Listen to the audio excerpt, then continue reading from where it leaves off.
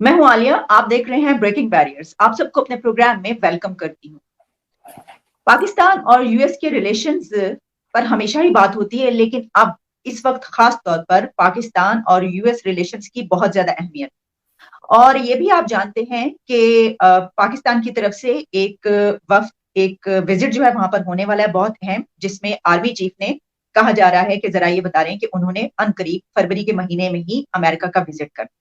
अच्छा, सिर्फ यही नहीं बल्कि जो पाकिस्तान में कुछ रूमर्स या कुछ इस तरह की बात की जाने लगी, अभी चंद दिन हुए इस बात को शुरू हुए कि पाकिस्तान ये चाहता है कि यूएस से रिलेशंस बेहतर हो जाएं। और इस सिलसिले में हुसैन हक्कानी साहब का नाम आया कि उनसे राब्ता किया गया है और उनसे कहा जा रहा है कि जी ये किया है। उन्होंने इसको डिनाई कर दिया कि नहीं, ऐसी कोई बात नहीं है। लेकिन क्या ऐसी बात है या नहीं, इस पे बात करेंगे आज। और इसके अलावा हम बात करेंगे कि हमारे प्राइम मिनिस्टर इमरान खान साहब ने एक इंटरव्यू दिया है सीएनएन को, फरीद जकरिया साहब को, और उसमें उन्होंने वही बात दोहराई कि अफगानिस्तान जो है उसका कोई ऑल्टरनेट नहीं है, हमें मजाकरात करने पड़ेंगे। इस तरह की बहुत सारी चीजें, उसके ऊपर भी बात करेंगे। मेरे साथ मौजूद हैं सीजन पॉलिटिशियन है अमेरिका से, Muslim chair for America and political analyst जनाब Sajid Tar sahab. Sajid Tar sahab, thank you so much for joining my show. My pleasure, thank you so much. Sajid sahab, आगाज किए लेते हैं सर। जरा बताइएगा, आप तो वहां पर हैं, आप तो बहुत ही अच्छी, आपकी गहरी नजर है यूएस पाकिस्तान के जो रिलेशंस हैं वो माजी में तो हम देखते रहे कैसे रहे हैं, लेकिन अब ये कहा जा रहा है कि जिस तरह पास्ट में, अभी रिसेंट पास्ट जो गुजरा उसमें हमारे ताल्लुकात हमने बहुत ही खराब कर लिए हैं यूएस से।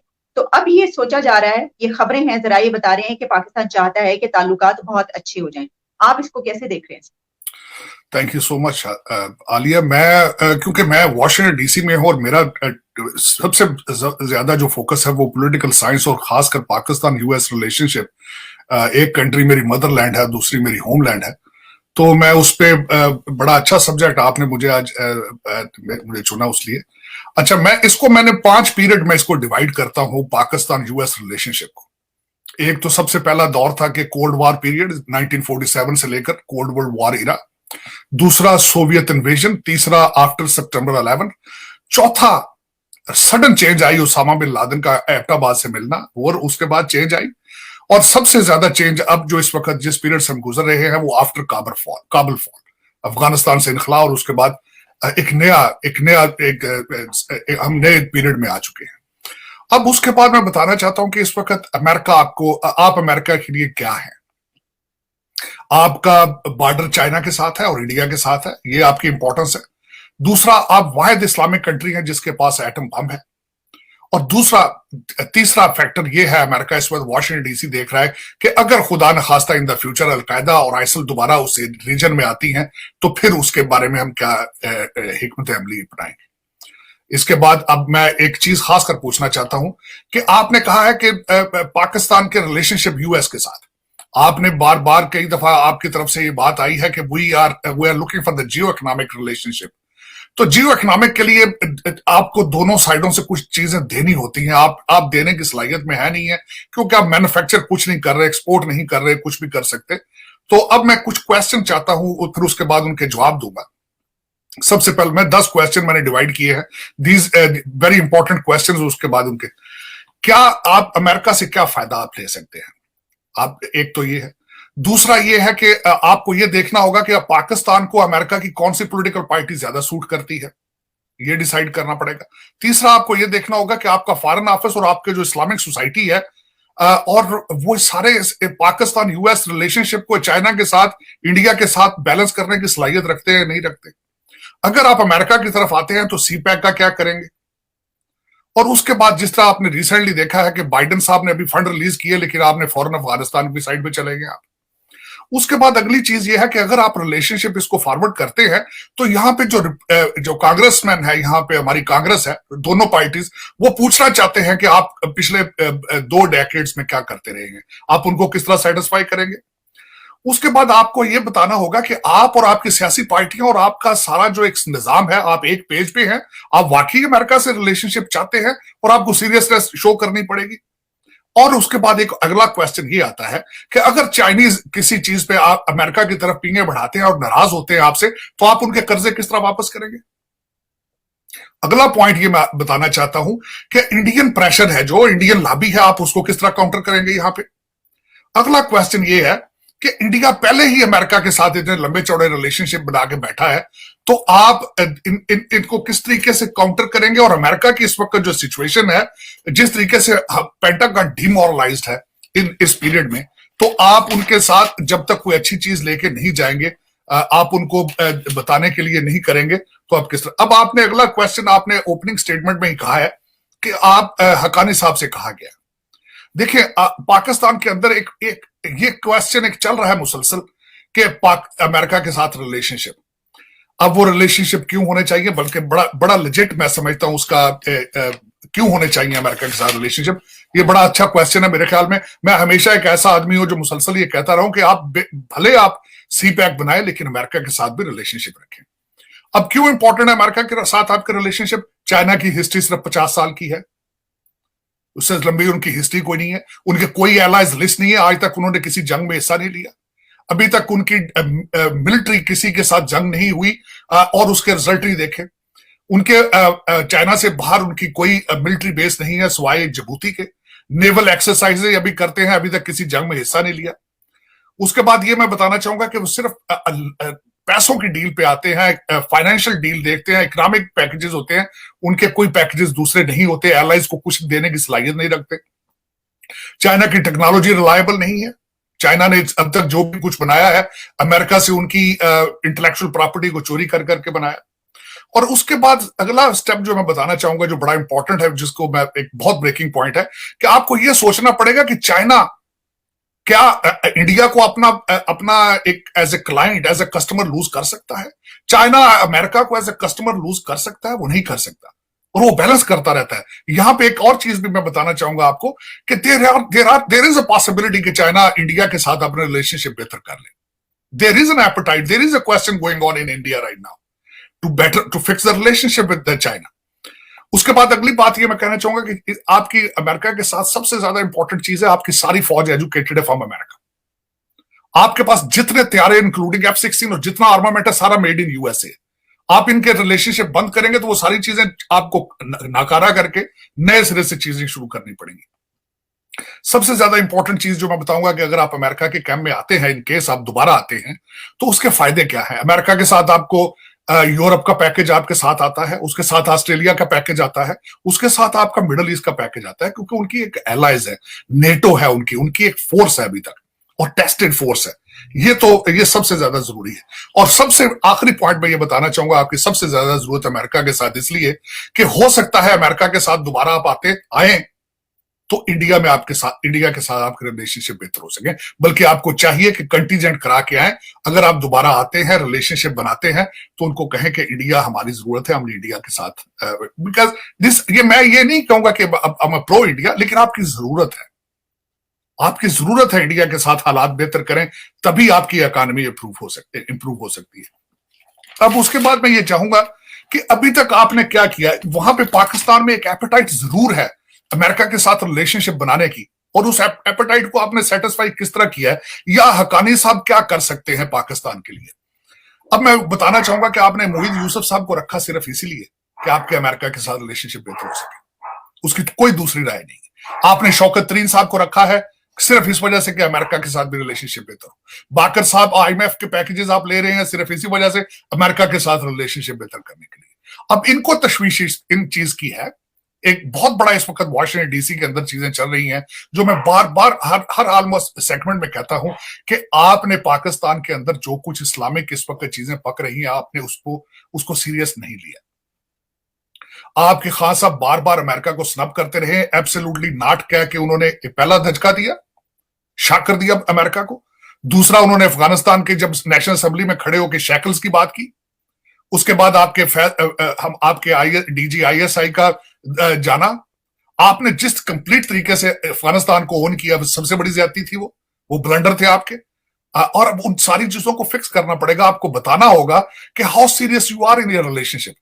अब इस वक्त सबसे बड़ा इशू ये चल रहा है आपका कि अल्लाह ना करे कि आपकी जिस तरीके से KPK से वो आपकी फजलुर रहमान साहब का जीतना, TLP का इतना ज्यादा स्ट्रॉन्ग होल्ड पंजाब के अंदर होना, और उसके बाद सियालकोट का वाकया होना, और खासकर ये मियां चन्नू का वाकया होना, आपकी क्रिश्चियन पॉपुलेशन का वहां बेजार होना और हिंदू बरादरी का बेजार होना, ह्यूमन राइट्स की सबसे बड़ी वायलेशंस, और उसके बाद रिलीजियस एक्सट्रीमिज्म की ग्रोथ, ये चीजें आप किस तरह सेटिस्फाई करेंगे? इसके बगैर अमेरिका के साथ आप रिलेशनशिप बेहतर नहीं कर सकेंगे। और जो मैं फाइनल चीज कहूंगा कि इस वक्त अमेरिका के हालात इतने साजगार नहीं है। और सबसे बड़ा मैं कहूंगा, मैं ये नहीं कहूंगा कि मैं I am Republican and that's why the Republican party works in a better situation with Pakistan, क्योंकि उसकी वजह यह है कि डिफेंस का पोर्टफोलियो रिपब्लिकन पार्टी के मैंडेट का हिस्सा है कि पेंटागन को स्ट्रॉन्ग करना। डोनाल्ड ट्रंप साहब की स्टेटमेंट थी अचीविंग पीस थ्रू स्ट्रेंथ। तो उसकी वजह क्या है कि पेंटागन स्ट्रॉन्ग, आर्मी स्ट्रॉन्ग। जब पेंटागन स्ट्रॉन्ग होता है, आर्मी स्ट्रॉन्ग होता है, तो फॉरेन पॉलिसी स्ट्रॉन्ग होती है। अपने एलाइज को खुश रखना होता है, अपने एलाइज को प्रोटेक्ट करना होता है। आज के हालात ये हैं कि आज अमेरिका के एलाइज उनसे खुश नहीं है। मेरे सबसे ज्यादा दुख इस बात का हुआ है कि इस वक्त रशियन यूक्रेन सिचुएशन के अंदर जो उनके टास्क चल रही है उसका नाम है नॉर्मंडी टास्क। अब नॉर्मंडी टास्क क्या है? वही शहर है नॉर्मंडी जहां अमेरिकनों की लाशें गिरी थी बहुत ज्यादा सेकंड वर्ल्ड वॉर में। दुख की बात यह है कि आज 4 पार्टीज वहां बैठ के यूक्रेन के लिए डायलॉग कर रहे हैं और अमेरिका उसका हिस्सा नहीं है। फ्रांस और जर्मनी और यूक्रेन और Russia, they are the 4 parties talking there, America is no. America इस वक्त जिस अगले दिन जर्मनी के जो शुल्ज आए थे चांसलर, वॉशिंगटन डीसी में उन्होंने आके जो प्रेस कॉन्फ्रेंस की उसमें इट वाज अ बिगेस्ट फ्लेशन। बार बार वो पाइपलाइन की बातें करते रहे और जो जर्मन चांसलर थे वो उसको इग्नोर करते रहे हैं। और इस वक्त कहा जा रहा है कि Europe is sitting on the border line, they are not with the US, they are trying to find their own solution। इस वक्त सऊदी अरेबिया ईरान से खुद बातें कर रहा है, अमेरिका उसमें इन्वॉल्व नहीं है। ताइवान के अंदर अमेरिका फेल्योर है।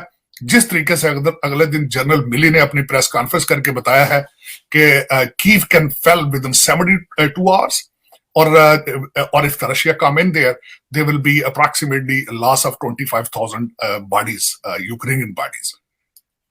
ये सिचुएशन रहेगी नहीं क्योंकि 2022 आ चुका है, मिड टर्म इलेक्शन यहां है और इसमें रिपब्लिकन वापस आएंगे और इसमें एक तो हाउस में आएंगे और 2024 में regardless who comes there is a speculation either Trump और मे बी समबडी एल्स, लेकिन रिपब्लिकन आएंगे और पूरी दुनिया में जो एक लीडरशिप का वैक्यूम खाली है इस वक्त उसको फिल करेंगे, एलाइज को प्रोटेक्ट करेंगे टू सेव देम। और मेरे ख्याल में पाकिस्तान में जो एक ये बात, जिस तरह बाजवा साहब आ रहे थे, मैं यहाँ ये जरूर कहूंगा कि बाजवा साहब is a very visionary army leader. मैंने उनसे कुछ चीजें उनकी देखी और आई वाज वेरी इम्प्रेस्ड, खासकर जिस तरह उन्होंने इंडिया के साथ बॉर्डर सॉफ्ट करने के लिए उन्होंने इनिशिएटिव लिया करतारपुर का, क्योंकि it was a very sensitive area, और उनका फोकस था उस वक्त अफगान बॉर्डर पे। और अभी भी मैं समझता हूं कि ये जो अमेरिका के साथ रिलेशनशिप, ये भी बाजवा साहब का इनिशिएटिव है। He is a very smart gentleman and he is a true soldier and he is a very patriotic. दूसरा, हमारी जो सियासी सोच है वो स्नब करने वाली बात है। मैं कहता हूं जो भी बात करनी होती है, या तो आप if you are in a position to do something then you say something. जिस तरह खान साहब ने कह दिया एब्सोल्युटली नॉट, और दूसरी तरफ से मोहित यूसुफ साहब ने कह दिया उन्होंने तो अड्डे मांगे ही नहीं थे। तो इस तरह के ब्लंडर, बल्कि और सबसे बड़ी बात बताता हूं मैं, यहाँ पे पर्सनल सोर्सेज से मुझे पता है कि खान साहब ने जब शैकल्स वाली बात की थी, American took it very seriously और दे कंप्लेंड इवन दैट। उन्होंने कहा था कि ये बात हर जगह पे बैठ के अमेरिका को स्नब करना इट्स नॉट गुड। और उसमें उसमें American they are not happy, they are not pleased with it. और सबसे बड़ी आखिर में जो कंक्लूजन मेरा होगा वो आलिया ये होगा कि रिलेशनशिप होने चाहिए, इस पे अटेम्प्ट करनी चाहिए। विंडो को कभी, you never burn the bridges in diplomacy, you always keep the window open. लेकिन इस वक्त जो सबसे बड़ा चैलेंज ये है कि वो हमारा Pakistani diaspora is not serious, और दूसरा कुछ जो लोग सीरियस भी थे लेकिन वो अपने इंडियन बैरियर को तोड़ नहीं सके वॉशिंगटन डीसी के अंदर।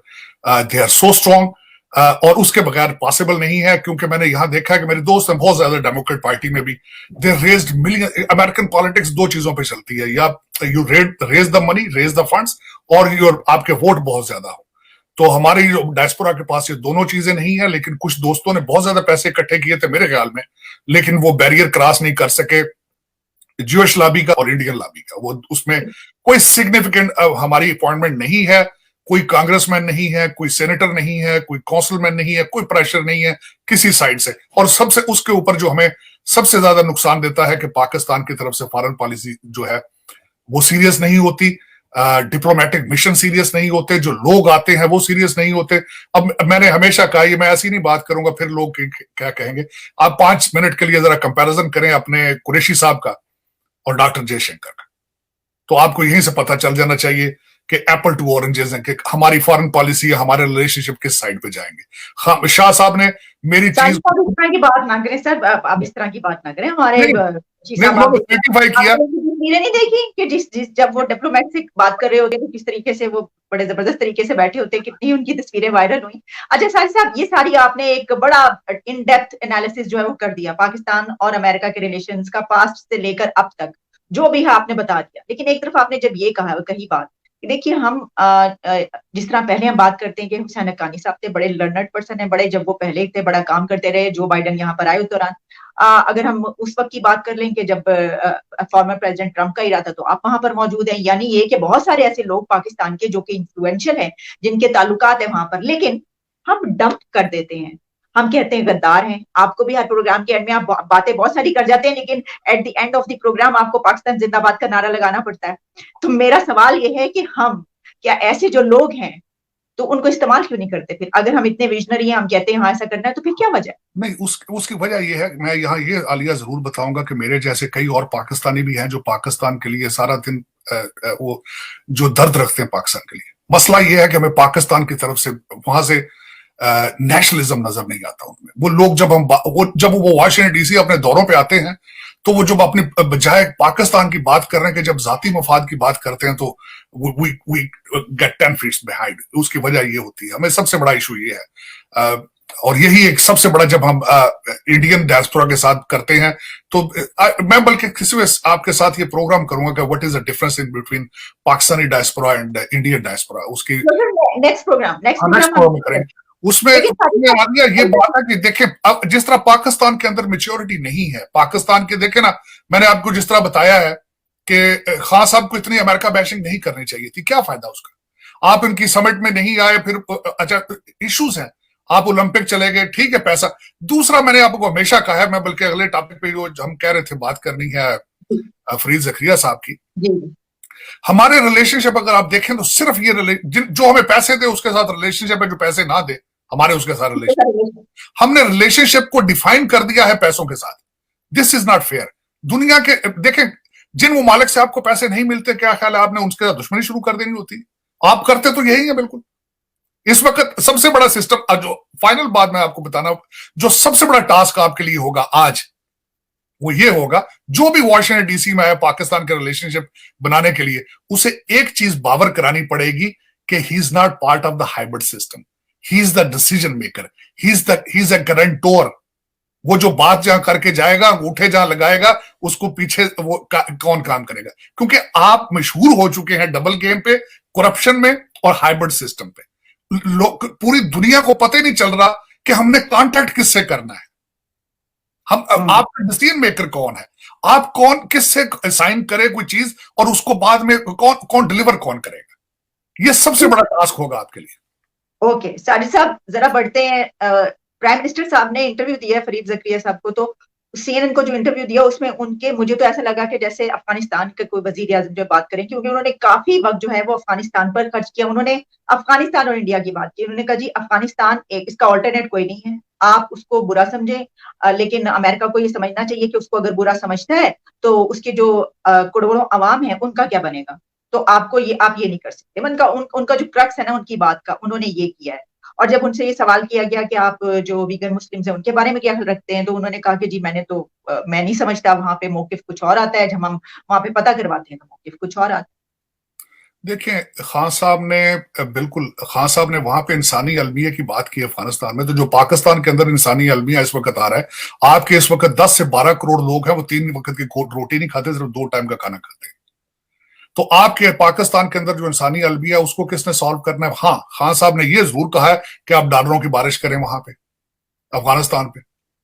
ये जरूर उन्होंने कहा, उन्होंने हर चीज के अंदर मोड़ तोड़ के उन्होंने यही कहा है कि मजबूरी है, हम लोगों को काम करना पड़ेगा। काम आपको करना पड़ेगा, इंफ्रास्ट्रक्चर बनाकर उनको दें, क्योंकि आप तो ओन करते रहे उनको। आप देखे, आप तो पंशेर वैली तक उनके साथ चलते रहे हैं आप।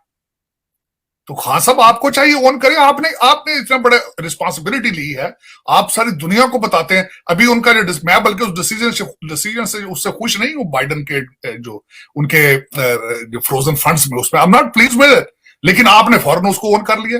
आप फॉरेन को आपने आपके फॉरेन ऑफिस ने फॉरेन के खिलाफ स्टेटमेंट दी।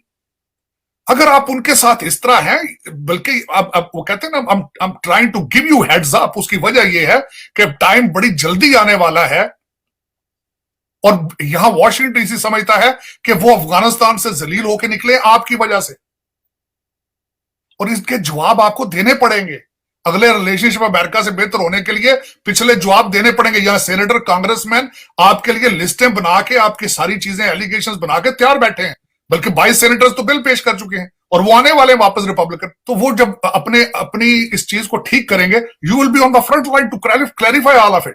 आपके पिछले पूरे 20 साल का हिसाब उन्होंने मांगना है, तो उसका क्या आप किस तरीके से जवाब दे। आज फिर आप अफगानिस्तान की रोना रो रहे हैं कि इंसानी अलमिया है, तो आप ऑन करें ना आप, क्योंकि आपकी वजह से सारा कुछ हो रहा है। देखें उस पर। और खान साहब की जो बात आपने वीगर की है, बिल्कुल उन्होंने एक तो गलत किया है कि उस कहते हैं सवाल गंदम जो आप चने, सवाल उन्होंने वीगर किया, आप खींच के कश्मीर पे ले गए। मैं मानता हूं कश्मीर की बात ठीक है, लेकिन आपको मैं समझता हूं Farid Zakaria is a very learned journalist. उसने फौरन अगला क्वेश्चन काउंटर किया, उन्होंने कहा जी कश्मीर का, आप कश्मीर के सर्कमस्टांसेस और उनका कंपैरिजन किस तरह करते हैं, और आप कंडेम करते हैं कि नहीं करते वीगर मुसलमानों पे। तो खान साहब बस अपना कश्मीर का एक जो तोते की तरह जो रटा हुआ था, वो खान साहब बिल्कुल उसको पढ़ते रहे, उसके अलावा उन्होंने कुछ, they are two separate things. मैं अगर जाती तौर पे मुझसे पूछे एज अ पाकिस्तानी अमेरिकन, मैं दोनों चीजों को कंडेम करूंगा। मैं कश्मीर को भी, जो कुछ हो रहा है वो भी ज्यादती है, जो वीगर्स के साथ हो रहा है वो भी ज्यादती, वो भी मुसलमान है, उनको रोजे नहीं रखने दिए जाते, उनको दाढ़ियां नहीं रखने दी जाती, उनके जो वहां पे कैंप बना बना के बीबीसी ने तस्वीरें सैटेलाइट से दुनिया देख रही है, इनको नजर नहीं कुछ भी आ रहा। मुझे तो अफसोस है इस बात का कि खान साहब ने सब अच्छे की रिपोर्ट दे दी, और जो सारे उनके सैटेलाइट पे वॉच कर रहे हैं अमेरिकन और जो ब्रिटिश, उसका कोई जवाब नहीं। तो इस वक्त जाती तौर पर आलिया, मैं खान साहब का इंटरव्यू और मैंने बॉडी लैंग्वेज और सारा देखा, he look nervous, he looks upset, he looks under tension. और मैं बिल्कुल आपके जिस तरह आपकी अपोजिशन जो हालात बन रहे हैं, मैं शायद आप भी देखें बाजवा साहब का जो ट्रिप अमेरिका का, वो भी स्टिल अंडर कंफ्यूजन है येट। और वो जो पाकिस्तान के अंडर गिवन सर्कमस्टांसेस है, he has to be upset, he has to be nervous. और उसमें वो चेहरे से लग रहा था, बल्कि खान साहब के जवाब को ठीक नहीं थे उसमें। खान साहब, एक तो पाकिस्तान को चाहिए कि जितनी जल्दी से जल्दी हो सकता है अपना अफगानिस्तान के पे जोर कम रखें। उसकी वजह यह है कि वो कहते हैं सनम हम डूबे आपको भी लेके डूबेंगे, तो वो इस चक्कर में इतना ना करें। मैं पहले कहता था कि बेगानी शादी में अब्दुल्ला दीवाना, कुछ कंट्रोल करें अपने आप को। आप कोई अफगानिस्तान से ज्यादा दूर नहीं है। जो मियां चन्नू में हुआ है वो तालिबान की तरह स्टाइल की गवर्नमेंट है भाई। वो देख रहे हैं आज, वेस्टर्न आपके डिप्लोमेट सारे देख रहे हैं, वॉशिंगटन डीसी आज देख रहा है जो मियां चन्नू में हुआ है। आप अफगानिस्तान से ज्यादा दूर नहीं है प्लीज। मैं यही आपके कहूंगा देखने वालों से, शायद कोई देखे, मेरी आवाज पता नहीं किसी तक पहुंचती या नहीं पहुंचती, लेकिन जो डिसीजन मेकर्स हैं, they are, the clock is ticking, clock is ticking. ठीक, तो चलिए बहुत बहुत शुक्रिया आपका sir, thank you so much for your precious time. दोबारा भी आपसे बात। पाकिस्तान